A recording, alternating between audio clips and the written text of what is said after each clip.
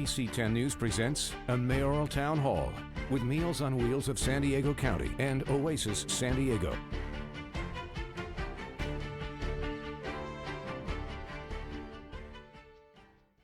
I'm ABC 10 News anchor Lindsay Pena. It's hard to believe, but the November election is just weeks away. And today, instead of journalists asking the questions, we wanted to let you, the people, the viewer, pose questions to our mayoral candidates. We are, of course, joined by our San Diego candidates for mayor, Barbara Bry and Todd Gloria, to talk about issues that matter to our senior community. Before we begin, we want to hear from our community partners, Meals on Wheels of Greater San Diego and Oasis San Diego. Hello, my name is Brent Wakefield, President and CEO of Meals on Wheels San Diego County. We've been in San Diego for over 60 years, ensuring that older adults who need a meal get a meal, because we believe that good health starts with a balanced diet, and just as important, daily contact with somebody who cares about you. Now, San Diego is in fact America's finest city, and we should have America's happiest and most fulfilled older adults. Our county's aging roadmap is a step in the right direction, and this forum can be as well. Thank you. Welcome. My name is Simona Valenchuta, President and CEO of San Diego Oasis. Every day, Oasis leads the conversation to redefine what it means to be older. We are so often misunderstood and marginalized, while in reality, we are a tremendous resource. Unprecedented longevity means that we need commitment of leadership and resources for senior wellness. It takes a village to take care of all of us. Before we start, we want to explain to everyone exactly how things will work today. So we're going to start with opening statements from each candidate. That will be followed by 3 rounds. Rounds 1 and 2 will consist of pre-recorded questions.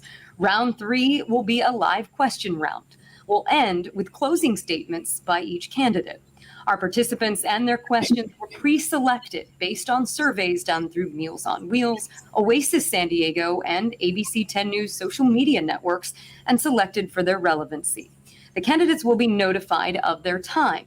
You can also follow along on your screen. A green bar flashing on that screen will indicate 30 seconds. A yellow bar indicates 10 seconds are left to answer, and a red bar will indicate that their time has run out. It is time now for some quick introductions. Barbara Bry is a current San Diego City Council member, pro tem president representing District 1.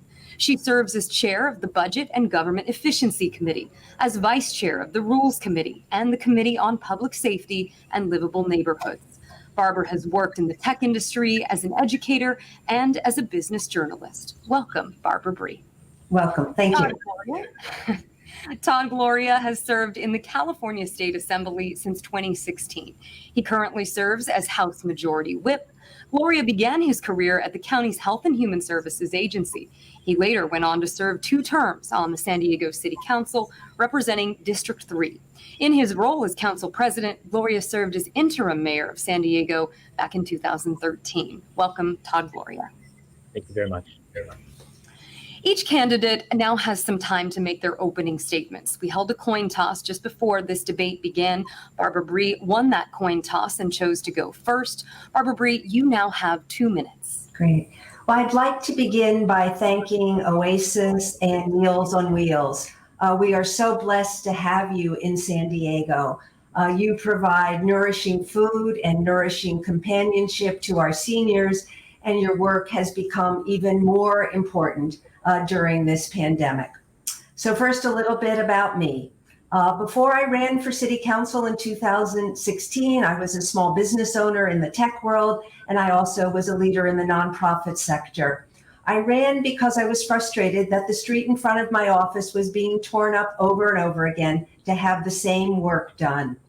I got to City Hall and was astonished to find a culture of no accountability and no transparency, a place where major decisions are made behind closed doors. I stood up to it immediately. I opposed the Soccer City land grab, and I'm proud that I was able to hold together a fragile council coalition to get the SDSU West transaction done, one of the most transformative projects in our region in decades. Just a few weeks ago, I was at the groundbreaking. And this proves that with the right leadership, we can do big things in San Diego. I demanded an independent audit of the water department when customers weren't being taken seriously and they were being overbilled. And I was the first elected official to demand accountability and transparency about the disastrous 101 Ash Street purchase, which was led by my opponent. As mayor, my number one priority right now is to lead an inclusive economic recovery that benefits all of our residents. I've spent my life standing up for others, challenging the status quo, and getting things done. My life has been about solutions, not empty promises. I will bring my years of experience in business, government, and the nonprofit sector to leading the city, and I look forward to your questions today. All right, Barbara Bry, your time has concluded. Todd Gloria, you now have 2 minutes to make your opening statement. Thank you, Lindsay, and hello, everyone. Thank you so much for this opportunity to share a bit about myself and my vision for our city. I want to thank Oasis and Meals on Wheels for helping to create this opportunity, as well as 10 News for hosting it and getting this out into the broader community at a time when so many of us must stay at home in order to protect our collective health. I'm running for mayor because as a third-generation San Diegan, I know where our city has been. As the son of a maid and a gardener, I'm aware of how difficult it is for so many people to make ends meet in a city as expensive as San Diego. And importantly, I'm running for mayor because I have a vision for where I'd like to take us. I think in this pandemic, we have all seen the tragic impacts of COVID-19 on so many of our families, but in particular, our senior citizens, and defeating this virus must be our top priority. Of course, the resulting economic recession has been hard also on all of us, but particularly acute on those who are living on fixed incomes, like so many of our seniors. Getting our economy on track has to be a priority. And going forward, we have to be a city that focuses on the key challenges of our infrastructure and of our housing affordability crisis. For too many folks, the only way to get around town is by car. And I recognize that for some seniors who no longer are able to drive, that is a particular challenge at whether or not they can protect and preserve their quality of life. I believe that we're a world-class city and we deserve a world-class transportation system, and I hope to lead the city to create exactly that. And importantly, we have a housing affordability crisis. Increasingly, this is a city where working and middle-class people cannot afford to live, and where people on fixed incomes cannot foresee being able to deal with additional rent increases. Prioritizing the construction of housing that is affordable to everyday San Diegans will be a priority in my administration. I look forward to discussing these ideas and other ideas with you all throughout the course of this debate. I believe that we can do great and big things as a city. It's going to take dedicated, experienced leadership to do it, and I believe that I am that leader. All right, Todd Gloria, thank you so much. That concludes our opening statements from our candidates. We're going to jump right into our first round of questioning. As we said, these are pre-recorded questions from local seniors right here in San Diego. Let's listen to the first one. Hi, my name is Gladys and I live in Hillcrest. Older adults have disproportionately been affected by the COVID-19 stay-at-home order. What will you do to make sure San Diego can reopen successfully while slowing the spread of coronavirus? All right. Barbara Bry, you won our coin toss. This question goes to you first. You have 1 minute. Great. Thank you, Gladys. It's a great question. I think during the pandemic, small businesses have been at a major disadvantage. I mean, early on, you could go to Target or Costco to buy a book, a piece of clothing, or a toy for your grandchild, but you couldn't go to your local neighborhood store. I think what's important as we move forward is that we observe post-social distancing, we wear face masks, and we support our local businesses so that they will be there because they form the fabric of our community. Through my council office, we've been spotlighting local businesses in my council district, encouraging our residents to shop local and to do it in a safe way. All right. Thank you, Barbara Bry. Todd Gloria, you now have 60 seconds to respond to Gladys's question. Well, Gladys, thank you for that question. And obviously the answer is a very detailed and lengthy one. And I encourage you to go to my website, toddgloria.com, where you can download my Back to Work SD plan that lays out my vision of a comprehensive recovery for San Diego. But specifically, I guess, to answer your question right now, I think that we have to allow data and science to guide our decision making. The decisions have to be made by healthcare professionals, not by politicians, and making sure that whatever we do in terms of reopening, it is done with full safety, making sure that we're containing the spread of this virus. I think while we're in this situation, we must do everything we can to address vulnerable communities. I've been proud at the state level that we've dedicated funding to programs like Great Plates Delivered, which is partnering with local restaurants that are currently not experiencing their full capabilities to provide hot, nutritious meals to seniors throughout our community.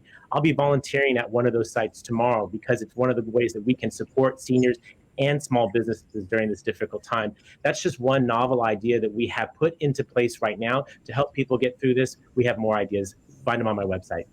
All right, thank you, Todd Gloria. Barbara Bry, you have 30 seconds if you'd like to respond. Yes, I'd just like to add that in June, my campaign released our roadmap to recovery, which details how, as mayor, I would lead an economic recovery, how I would address environmental and social justice issues. My opponent released his a few days ago, and it was interesting to see that we have some ideas in common about how to move our city forward. I saw the urgency of doing it more quickly, and ours did come out a few months ago. All right, and Todd Gloria, you also have 30 seconds now. You know, Lindsay, being first does not always make it best. I actually undertook a very comprehensive public-facing effort to invite public input into our plan, and it's reflected in the quality of the plan that we put forward. Again, I encourage folks to take a look at it. This is difficult stuff, and you can't just whip something out. What you should do is listen to people. I think that's what politicians should be doing at a time as difficult as this. We listened, and the ideas that we collected are in that report. Again, go to toddgloria.com and download it and read it for yourself. All right, thank you very much, candidates. We're moving on to question 2, another senior. Let's take a listen. Good afternoon. My name is Ed. I live in the Valencia Park community of San Diego. The COVID-19 pandemic has seriously impacted the mental health of many seniors. How will your administration invest in mental health and in wellness programs for the older adults for the long term? Another very important question related to coronavirus. Todd Gloria, this goes to you first. You have a minute.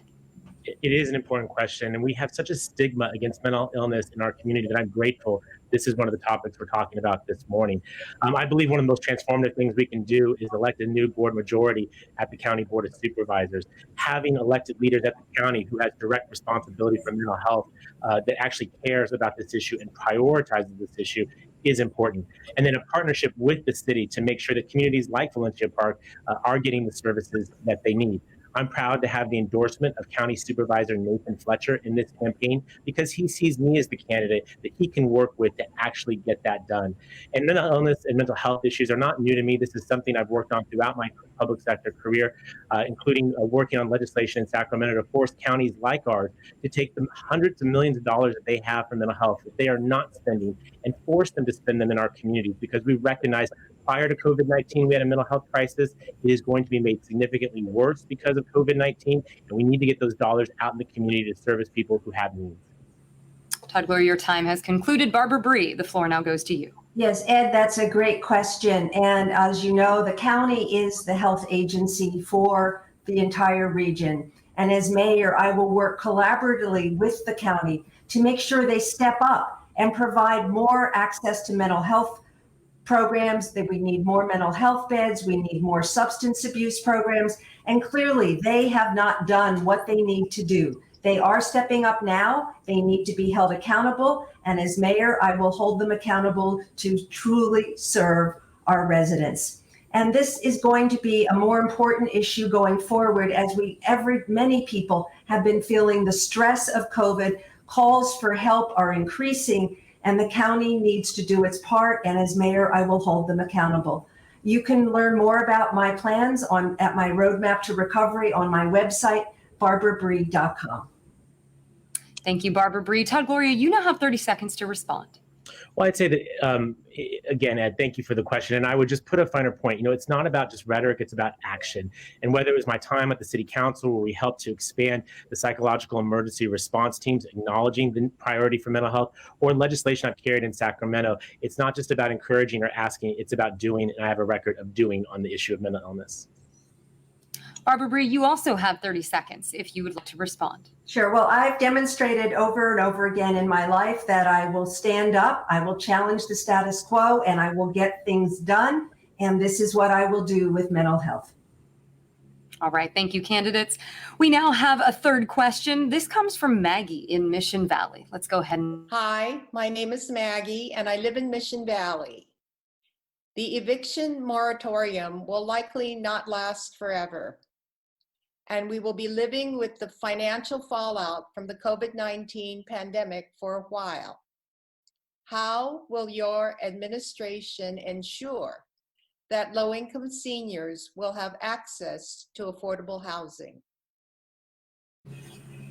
Candidates, I think this is a question that applies not just to seniors, but to people of all ages right now. 60 seconds. Barbara Bry, this one goes to you first. Yes, so an eviction moratorium without funding is simply an empty promise because eventually the rent is due. And how are you and others going to pay the rent? So as council member, I have supported the establishment of a rent relief fund for San Diegans. And I believe it is incumbent upon the state and the federal government to provide direct financial relief to renters. You need money to pay the rent, and that's the only way this issue can be solved. An eviction moratorium simply delays the inevitability that the rent will be due. And the federal and state government can step up and provide funding directly to renters so they can pay the rent. And the city has established a rent relief fund. I understand from the early data that we do have enough money to help everyone who is eligible who applied. And I'm looking for ways to increase that fund going forward. All right. Thank you, Barbara Bry. Todd Gloria, the question now goes to you. The moratorium on evictions during COVID-19. So Maggie, I have been consistent in supporting the eviction moratoriums as well as extending it. You may know that in the state of California, I voted for a bill that places a statewide moratorium in place until February of 2021. We do need additional federal relief, and I will use my experiences as a state legislator and a former congressional staffer to make sure San Diego's voice is heard as we call for additional state and federal relief. Your question is, how can we get more affordable housing for seniors in our community? And that is a priority in my campaign. I'm the candidate that recognizes that our housing crisis is disproportionately impacting working and middle-class San Diegans. And I will lead as mayor to make sure that we are actually creating the units that are affordable for folks like you and I. I think it's a main challenge. This was an issue before the pandemic. It is an issue today, and it is likely an issue to be made far worse after the pandemic is over. And I would simply say my consistency on this issue, unlike my opponent, really shows that I get it, and I will be a true leader when it comes to standing up for you as we deal with our housing crisis. All right, Barbara Bry, you have 30 seconds to respond to Todd Gloria. Yeah, so I do have a very concrete plan on how to build more affordable housing. One of the opportunities the pandemic has offered us is the ability for adaptive reuse of office buildings as more people continue to work remotely. I have very concrete ideas. I do not believe that eliminating single-family zoning, which my opponent supports, is the way to do it. That simply will lead to gentrification, as speculators will go first to neighborhoods where housing is less expensive, snap up homes, and build expensive housing, forcing out long-term residents. All right, Barbara Bry, your time is up. Todd Gloria, you also have 30 seconds. And so, Maggie, again, I have been consistent. Unfortunately, my opponent has not been in her willingness to extend eviction moratoriums. It is also reflected in the lack of affordable housing production in her council district. KPBS did an investigative report recently showing that units were proposed for her community. I feel that every neighborhood has to do its fair share if we're going to tackle this housing affordability crisis. That is inaccurate. In the UTC area and in Pacific Highlands Ranch, affordable housing units are being built. So that is very inaccurate. All right. Thank you, candidates. That concludes the time to answer that question. We're going to jump right now into our rounds 2 of questioning. This one comes from David in Claremont. Let's hear. Hi, I'm David, and I live in Claremont. There's been an increase in the number of older adults who participate in the gig economy. How would you revise AB 5 to protect workers while preserving the livelihoods of consultants, instructors, freelance writers, musicians, and more? All right, AB5, this is another hotly debated one. This question first goes to Todd Gloria. You have a minute. David, thanks for the question. I do support ending the practice of misclassifying workers. Over 500,000 Californians are believed to have been misclassified, meaning that they don't enjoy the benefits of healthcare insurance, of paid sick days, of minimum wages, and access to important things like Social Security. AB5 was passed. I supported that legislation. We have made subsequent modifications to AB5 to include some of the professions you just mentioned, like musicians and freelance writers. I suspect additional modifications will be done in the years ahead as we look at how this is playing out. But importantly, I think that when we look at the pandemic, we understand the importance of things like unemployment insurance, paid sick days, and healthcare insurance. And a willingness to race to the bottom, to not have employers pay their fair share means that that cost is borne by workers and by the public. I think not allowing them to pay into something like Social Security undermines our trust fund, which I don't believe any senior would support. And so I believe that we must work very hard to make sure we're not misclassifying workers and that we're making sure these public institutions are well funded. All right, thank you very much. AB5, Barbara Bry, the question goes to you. This is an issue on which my opponent and I disagree. I understand the need and believe in worker protections and the benefits, but AB5 was the wrong approach by trying to create a series of exemptions and then continuing to add exemptions when in our new world, we create new kinds of jobs every day. The right approach, which is what has been done in England, which was to create a third category of worker who gets benefits on a sliding scale depending on the number of hours worked. AB5 has been a job killer. It is causing some companies to hire people from out of state to do tasks that were done by Californians. And I'm very concerned that AB5 could put Uber and Lyft and similar companies out of business in California. And seniors depend on these services to get to doctor's appointments, for shopping, to visit their families, and to earn extra money if they are a driver themselves. All right, thank you, Councilmember Bry. Todd Gloria, you have 30 seconds to respond. I want to point out that by allowing corporations to not pay their fair share into important systems like the unemployment insurance system means that California is currently borrowing billions from the federal government to pay out benefits to Californians who are out of work in this economy.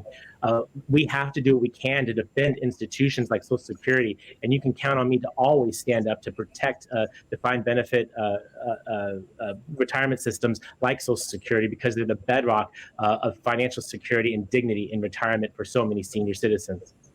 And that's why I support a third category of worker, to acknowledge that we live in a new world, a gig economy where many people want the flexibility to work hours they choose and at different kinds of things. And AB5 is stuck in the dark ages and doesn't acknowledge the new reality. There was a way to do this called creating this third class of worker like England did. All right, thank you, candidates, for your responses on AB5. Let's jump to our fifth question today. Hello, my name is Eleanor. I live in North Park. What are your thoughts about the California Assembly bill that legalizes duplexes on properties zoned for one house? Duplexes. This question first goes to you, Barbara Bry. You have a minute. Well, so I've been very clear that I support local control of land use, that San Diegans should decide what gets built in our neighborhoods. And my opponent has voted for different pieces of state legislation that would take away local control. Most recently, he voted on a bill that could allow a single family lot to be subdivided into two and for 8 units to be built. Fortunately, it did not make it through the legislative process. I think there are other ways we can address making housing more affordable for seniors. I have supported accessory dwelling units, also nicknamed granny flats, and we have something new coming called tiny homes, which is almost through the legislative process. And as I said before, we're going to have great opportunities to reuse office buildings as housing. Much of that could be for seniors, and that is a much less expensive way of meeting our housing challenges. All right, Barbara Bry. The floor now goes to you, Todd Gloria. Your response on this question about duplexes. So I support constructing more housing because it's obvious that we have a massive housing crisis as a result of a lack of housing production, particularly for low and middle income San Diegans. I do believe that there is a legislation, like the legislation Councilmember Bree just mentioned, authorized at the state level to allow communities to build accessory dwelling units or granny flats in backyards. That is acceptable to her, and I think that that's a right decision. I think that the state can play a role in making sure local cities that resist more housing production, places not like San Diego who have embraced some housing reforms to create more housing, to make sure they do their fair share. San Diego cannot be responsible for solving the entirety of the state's housing crisis in our own communities. Every community has to play an active role, and that's what some of these bills can do. And I think particularly the kinds of housing that Eleanor was asking about is stuff that is naturally affordable, stuff that regular people can afford, and stuff that individual property owners can decide whether or not they choose to pursue or not. All right. Thank you, Todd Gloria. Barbara Bry, you have 30 seconds. Yes, and another thing I will do as mayor is enforce our existing laws against short-term rentals in residential neighborhoods. Many of these are smaller units in Ocean Beach, Mission Beach, North Park, and Hillcrest, units that were affordable to either buy or be rented by seniors and working families that have now been turned into visitor accommodations. There are about 16,000 of them. That's about $1 billion worth of housing, and I'm going to bring that back to the market for you. All right. Thank you, Barbara Bry. 30 seconds now goes to Todd Gloria. Well, I don't know. Vacation rentals are a part of this housing equation. And I'd point out that San Diego is one of the few cities that has not been capable of regulating vacation rentals, which is really an indictment of the existing leadership at City Hall. But even when you deal with that issue, we still have a massive deficit of housing units. And we collectively have to do all that we can to build housing, not at the luxury end of the market. We have plenty of that, but really focused at the middle and low income level of the market, where seniors on fixed incomes can actually afford to live and don't have to live in fear of rental increases that will leave them evicted and on the streets. All right. Candidates, you will have more time to talk about short-term rentals because that is the subject of our next question. Take a listen. My name is Krishna, and I live in downtown San Diego. What is your stance on the current proposal for regulating short-term vacation rentals brokered by Councilwoman Jennifer Campbell? All right. This question first goes to Todd Gloria. You have a minute. Well, I want to applaud Councilmember Campbell for taking a leadership role when we've seen a lack of leadership from so many others at City Hall, including the mayor, and allowing this issue to fester and grow and get worse in the communities. I applaud Dr. Campbell for showing leadership, and I'm hopeful the City Council will take up this issue relatively soon. Krishna, my commitment to you is if the council is incapable of making a decision and taking action to protect neighborhoods, I, as mayor, will take that kind of action. Again, I point out other cities have resolved this issue, but this is one of those typical San Diego specials where we just talk about it over and over again without seeing real tangible progress.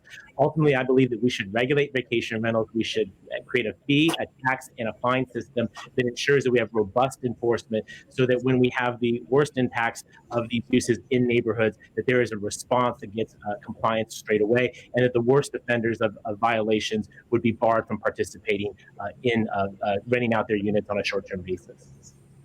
All right. Thank you, Todd Gloria. Barbara Bry, you now have a minute. Thank you, Krishna. One of the reasons I'm running for mayor is I've been very frustrated at our current mayor and his unwillingness to simply enforce the existing municipal code, which prohibits them in residential neighborhoods. We do not need a new law. I'm going to simply enforce our existing municipal code and bring thousands of units back into the housing market. This impacts communities all over the city. iNewsSource just had a story about units downtown where essentially porn movies are being shot, where people are partying all hours of the day and night. This does not belong in a residential neighborhood. Residential neighborhoods are for you to live in, not for visitors. We have hotels, and I love visitors. They come here and they spend money, and they should be staying in hotels, not in our neighborhoods. We do not need a new law. We need to have the political will to enforce our existing law, which is what I will do. Todd Gloria, you have 30 seconds to respond. Well, I also saw that news report, and I would observe that the behavior that was described in the news report involves a lot of illegal acts that could be enforced upon right now. And I guess the question becomes, why is no one at City Hall willing to do that? I saw another news report that talked about how the city raced out to remove chalk writing on a sidewalk in La Jolla. Somehow that got prioritized over the illegal filming in a condo tower in downtown.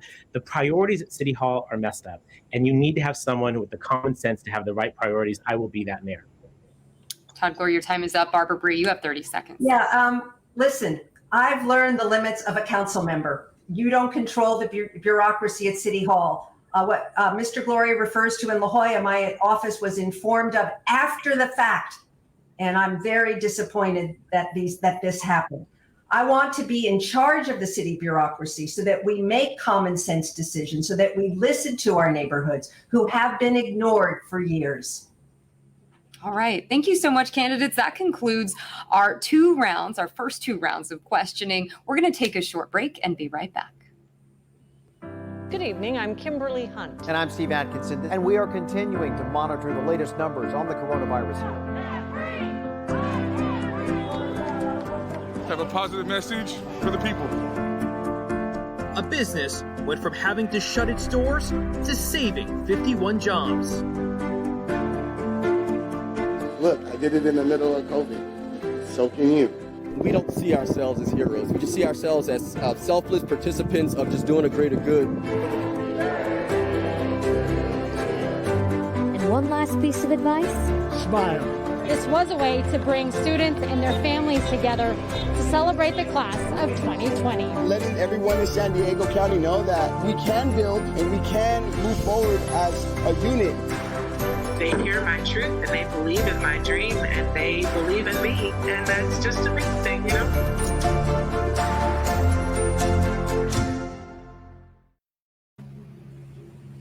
Welcome back to this mayoral town hall. We're joined by our candidates for mayor, Todd Gloria and Barbara Bry, this morning.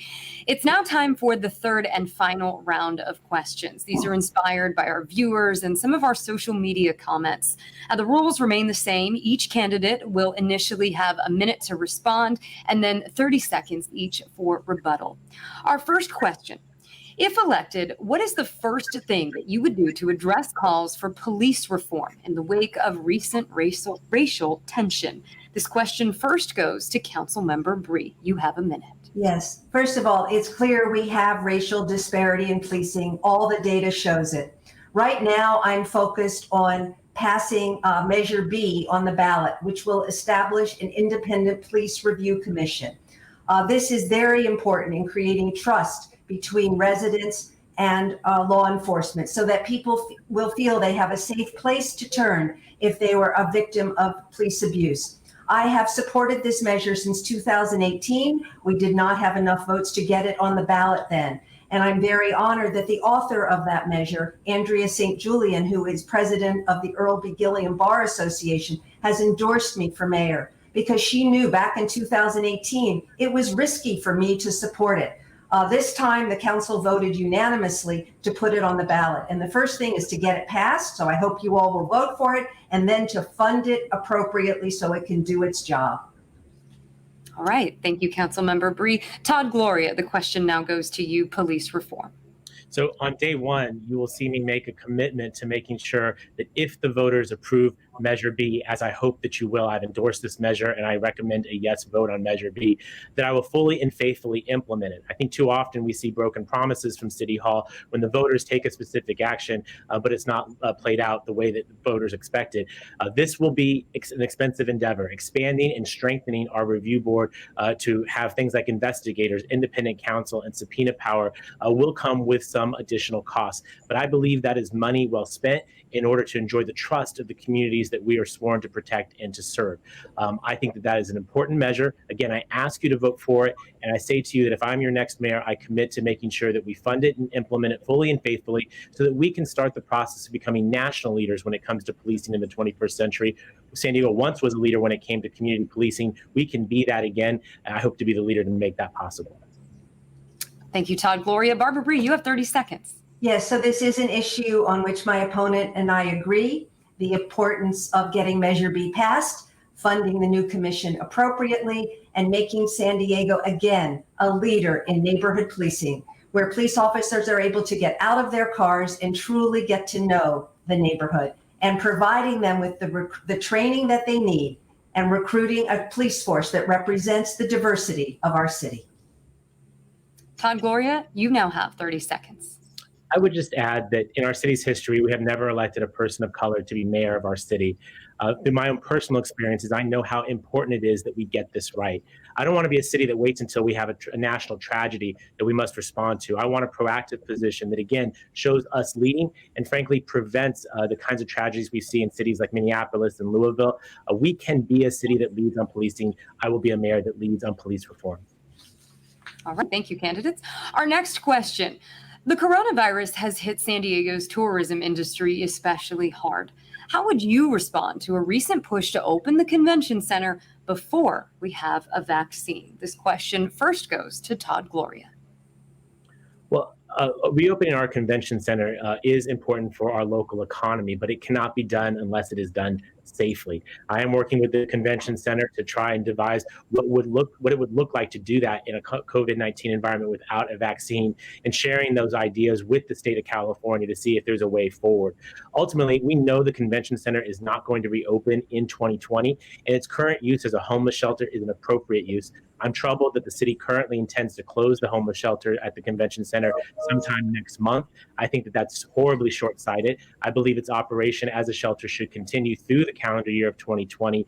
We will not, unfortunately, have conventions anytime soon, but we do have thousands of people who are unsheltered. This is a wonderful collaboration between the state, this county, and the city, and we must make sure that we continue to house these people. At a time when we're telling people to stay home to protect their health, we need to make sure we're sheltering as many of our homeless as possible. Barbara Bry, your turn now. Yes, housing the homeless at the convention center has proven to be a very valuable collaboration between the city, the county, and the state. And we're actually getting people the help that they need because we've got them all in one place and we can help each person as an individual, whether it's to reunite them with their family, to get them into a substance abuse or mental health program. And I am asking the mayor not to close the convention center. The next mayor should have the convention center open until the end of the year while we figure out how to help the people who are still there.